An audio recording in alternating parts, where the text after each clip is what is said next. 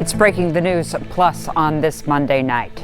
So 24 hours ago, yesterday, Sunday, a funeral at Lake Harriet for 10-year-old Harper Moyeski. She was killed in the Annunciation school shooting. This morning, a group of senators, bipartisan, listening to ideas on what Minnesota could do about gun violence. And before lawmakers got to say their piece, or organizations, 5 people testified to those senators. And those 5 people were the parents of the kids of Annunciation. You should hear what they have to say in their own words. My name is Malia Kimbrell. I am a nurse, wife, Minneapolis resident, and mother of 2. My daughter Vivian is a 3rd grader at Annunciation Catholic School. She was injured in the recent mass shooting where 8-year-old Fletcher and 10-year-old Harper were killed when 116 bullets blew through the stained glass windows in 2 terrifying minutes. I continue to do daily dressing changes on several bullet wounds on Vivi's back and arm.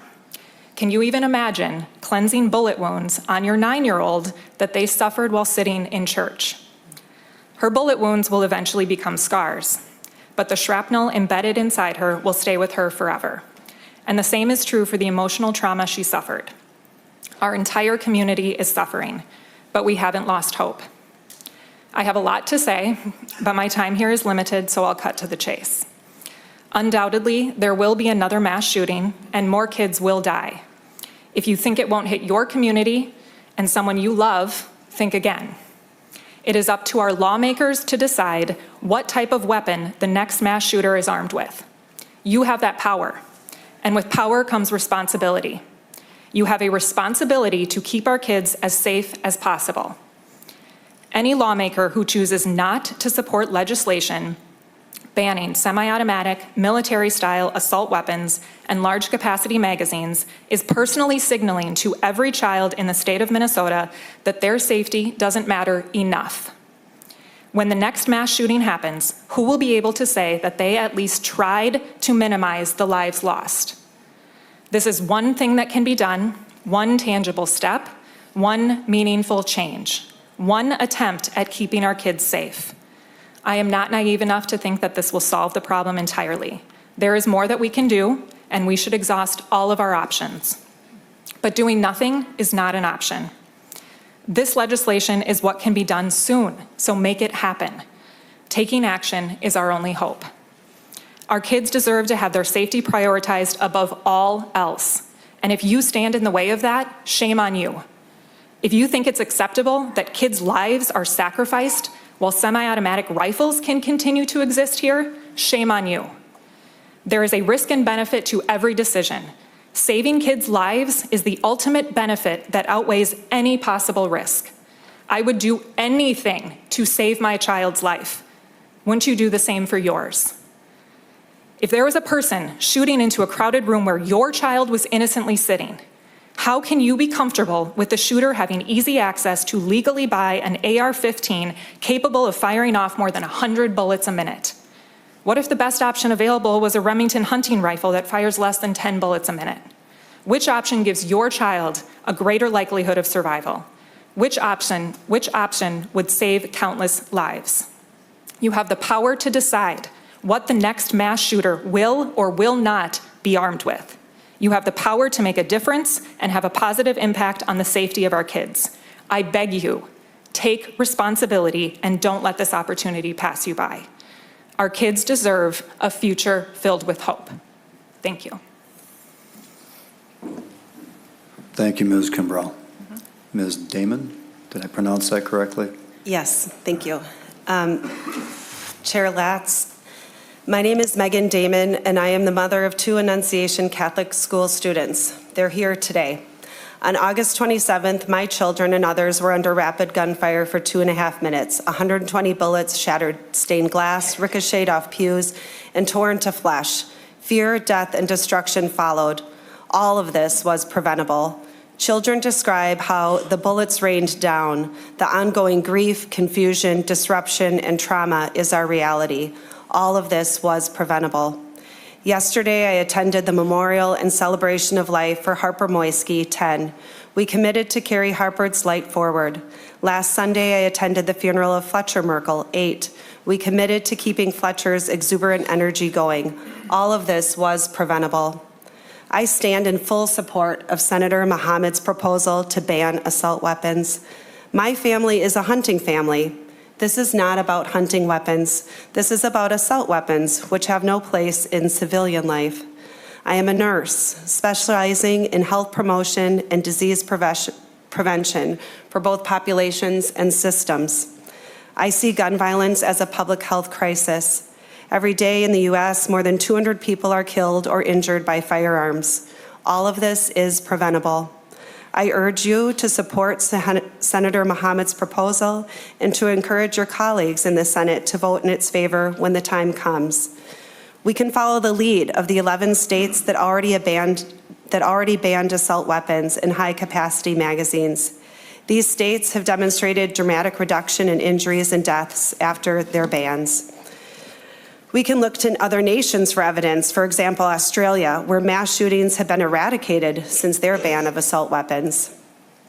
There's researchers, Lundberg and colleagues, has a seminal study that statistically analyzed mass shootings in the United States before and after our federal assault weapon ban. Unsurprisingly and unrefusably, there's a reduction in death and injury. The research is clear. Banning assault weapons prevents deaths. No single policy will solve all gun violence, but this step will save lives and protect our children. This ban would have prevented those 120 bullets from raining down on the people assembled at Annunciation Church. Together, we can prevent gun deaths in Minnesota and provide us all a future filled with hope. Thank you. Thank you, Ms. Damon. If you would please now return to your seats, and we will invite Carla Maldonado and Brittany Haig forward.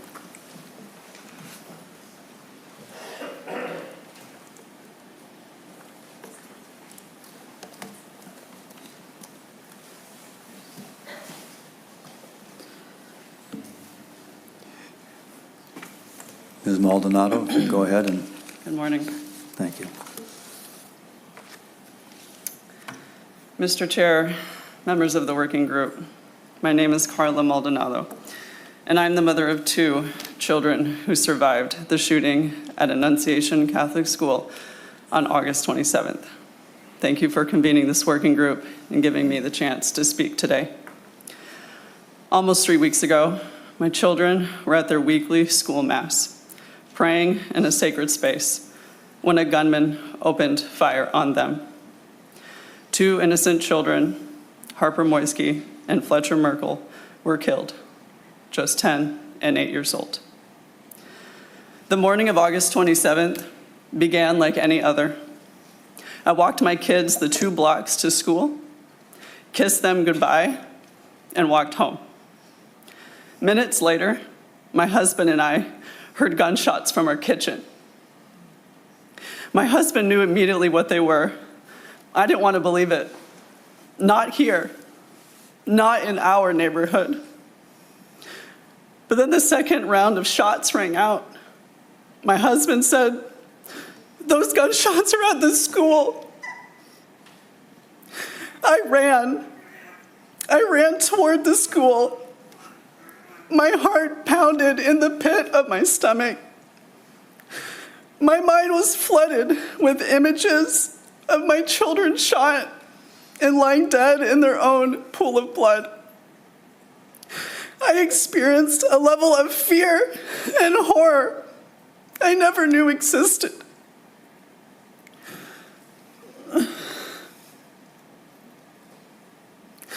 My husband was at the front of the church. He found our 7-year-old, but the relief was brief. He said, "I still don't have Pablo." That's our 11-year-old son.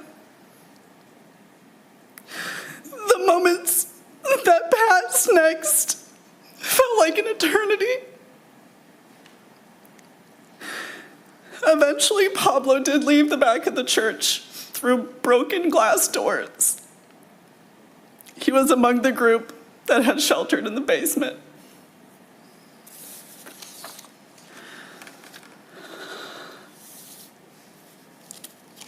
my children were among the lucky ones.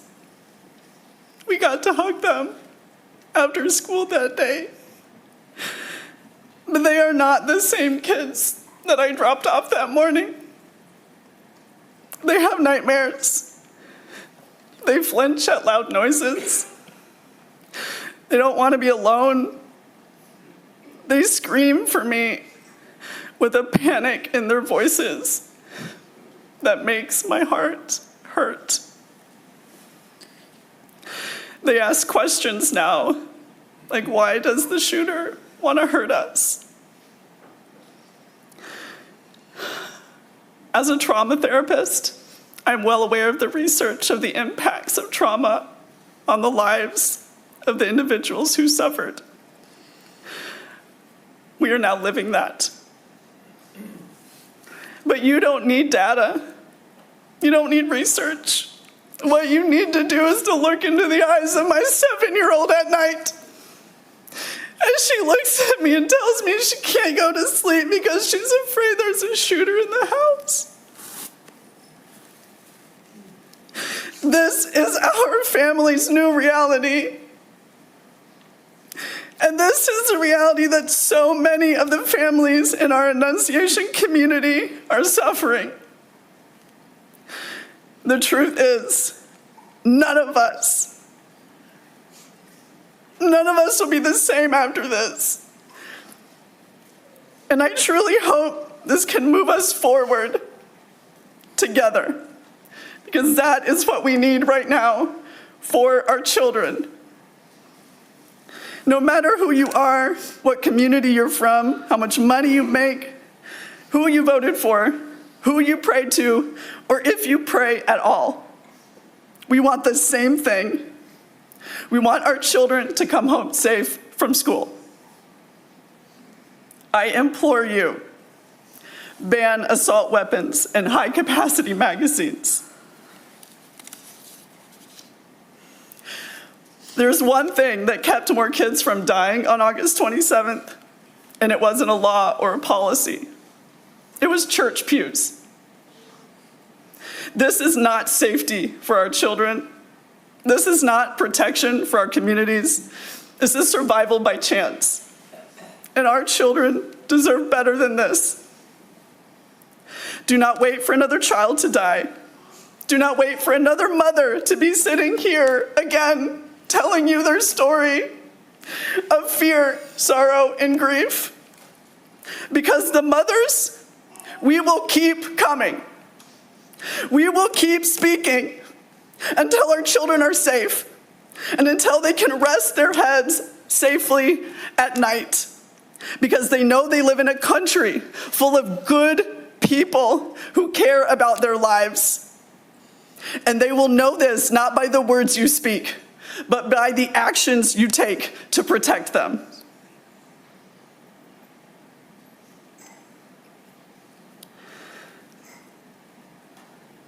Thank you for this opportunity, and for listening, and for acting with the urgency this crisis demands.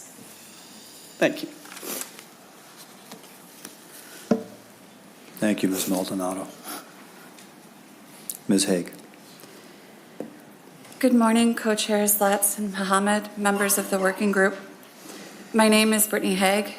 I'm an educator and mother of 3. I'm here as a parent whose children survived a school shooting, and as a citizen who believes no child should ever live through the terror mine did. August 27th started like any other back-to-school day, chaotic, exciting, full of the thrill of something new. My youngest, David, only 6 years old, let me lace up his new black and red sneakers for the 3rd day of first grade and headed to school with his older brother and sister. Then our world shattered. David was shot at the first school mass of the year. His spleen was lacerated, shrapnel scattered through his left side. Bullets grazed the back of his head. He was rushed to Hennepin County Medical Center alongside the middle schoolers who protected him and his classmates. The quick response saved his life. But even as his wounds heal, he carries terror he has no words for. So do I. Annunciation is one in a long line of school shootings, a tragedy made more infuriating by the preventability of it. Other countries, Australia, Canada, Japan, New Zealand, the UK, faced mass shootings and changed laws. Here, our children continue to die because our laws treat guns as more important than human life. We cannot accept our children's lives as the price of inaction. No gun is more important than a child in a school. No gun is more important than a family at church. No gun is more important than any human life.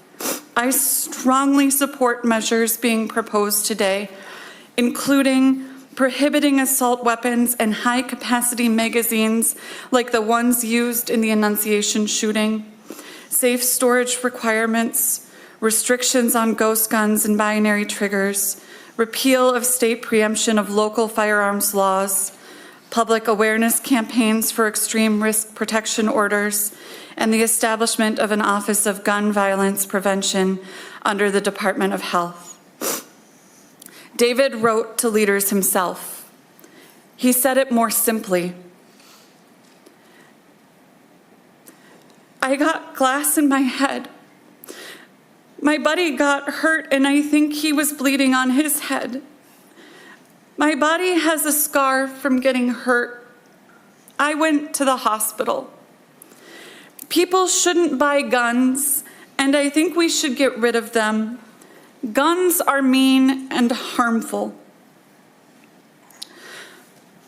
Proposals that fail to address access to weapons are band-aids at best.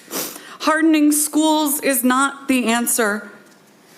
Locking down schools further, putting SROs in more schools, arming teachers would not have prevented my son's injuries. Bulletproof glass covering our stained glass is a visible admission of defeat in the face of incomprehensible, preventable violence. These kids knew what to do. They did the drills. They followed the procedures. It didn't save them. Our children should not have to live and grow in fear to protect people who value guns more than human lives. Our children should not have to live in fear because adults don't have the moral courage to do what's right. I've been asked countless times in the last 3 weeks how David is doing. Physically, he's well, but that's only part of the truth. The truth is he's angry. He's scared, and he's confused. So am I. My son survived. That's not true for every family in my community, and I'm here because that survival is not without cost. It's time for a special session before another community feels the impact of this crisis. The time to choose life is now. The time to act is now. Our children cannot wait.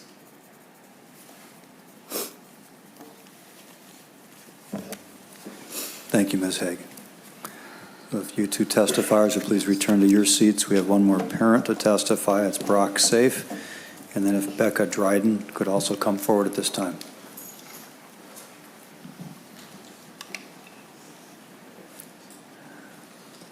While they are approaching, I think I will be able to speak on behalf of all of the committee, that to the parents especially that are here and those who were on site or responded on site to Annunciation. Thank you for your courage, and our hearts go out to you and your families. We're very grateful that you came here today to share your stories and your strength, and we wish your families well. Mr. Safe. My name is Brock Safe. I am the father of 2 Annunciation Catholic School students, Estella in 8th grade and Astoria in 5th grade. Both girls have attended Annunciation since preschool, and we have been in the Annunciation community for almost a decade. On the day of the shooting, both of my daughters were seated on the left side of the church. My 8th grader Estella was thankfully unhurt physically, but several of her friends to her left and right were shot directly, including one of her best friends who only last week was released from the hospital. It is a miracle my 5th grader Astoria is still with us today.